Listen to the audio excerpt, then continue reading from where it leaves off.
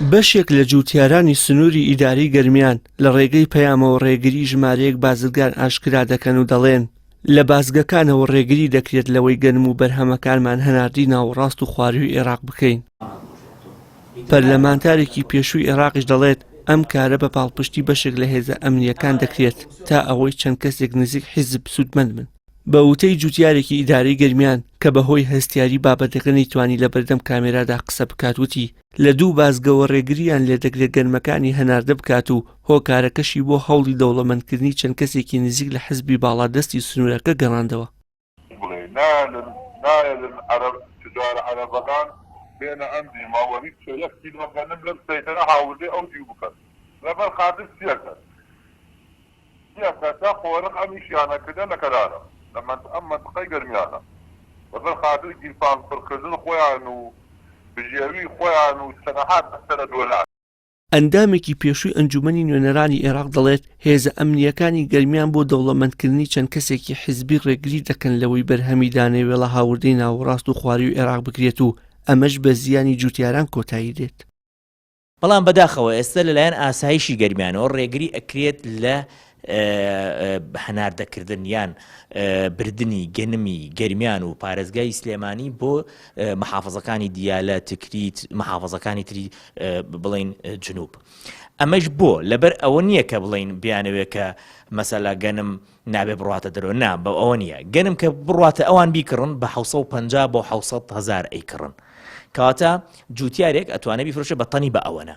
بەڵام ئێستا وای لاتۆ بەوەی ئەوان نایاڵن بڕوات تەنی هاتۆتە 600,000 یان ئێستا برەو خوارتریش ڕاڕات بۆ 550.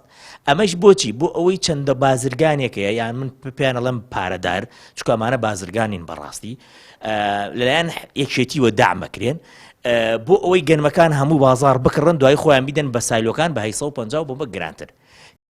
بۆ بە دوواداچوونی زیاتر پەیام پەیوەندی بە بەڕێوەبەرایەتی دەستگای ئاسایشی هەرێمی کوردستانەوە کردو لە بەرامبەردا لایەنی پەیوەندیدا تەواوی ئەو هەواڵانەی ڕەت کردەوە وتی ئێمە لەم بابەتەدا هیچ لایەنگریەک ناکەین و تەنها فەرمانە ویزاری و حکومیەکان جێبەجێ دەکەین.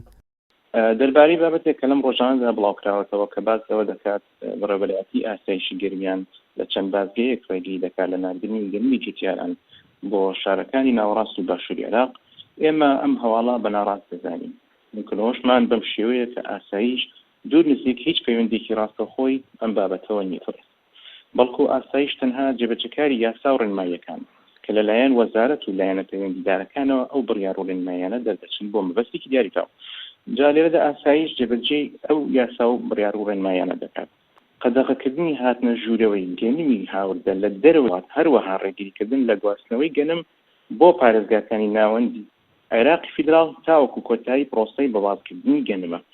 ئەمە تایبەتمەندی خۆی هەیە کە ئەم نووسراوە هی وەزارەتی کشتتوکاڵ و سەرچاوەکانی ئاوی هەرێمی کوردستانە کە بە ژمارە 11 لە 11/5/2023 گشتانی بۆ کراوە و بە مەبەستێک کە ئەویش پرۆسەی بە بازاکردنی گەنمە کاتێکی دیاریکراوە.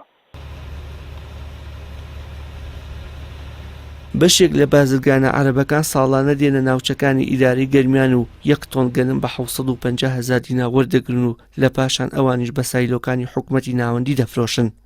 جوتیارانیش بەهۆی کەمبوونەوەی متمانەیان بە سایلۆکانی هەرێم کەمتر بەرهەمەکانیان ڕادەست دەکەن و ئەو پەندە کوردیە بیرخۆیان دێننەوە هەشت بێ و لە مشت بێ نەک نۆ بێ و نەبێ. وشیار محەممەد، کەناڵی ئاسمانی پەیام، سلێمانی.